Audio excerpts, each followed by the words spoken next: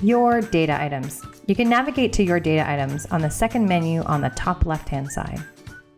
Your data items are the list of things that you've created in Schema App. For example, for the bakery that we created, it'll now be listed here as one of my many data items. You'll notice in data items that you might see an undeployed entity list.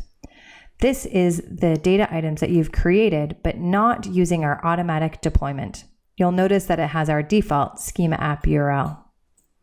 If you want to make these so that they deploy automatically, you click on them, click on Actions, and choose Change URI. Now you can enter the website that you want to automatically deploy to.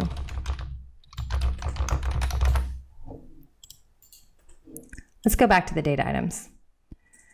You may also see on my data items report a lot of colors on the right-hand side. This is the list of issues telling me if there's any required or recommended fields that are missing in order to fully utilize the Google features. If it's green, it means that there's no issues. If there's a warning, you can click on it and you can see what it's telling me, saying I need to update the contact point with a contact option. Or if it's red, it's missing a required field.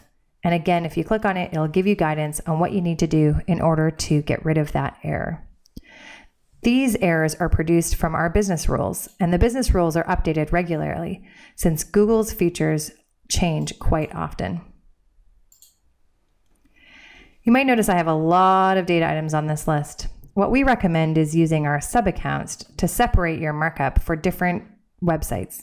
That way, your data item list will only reflect the data items or the things you've marked up with schema.org language for each customer.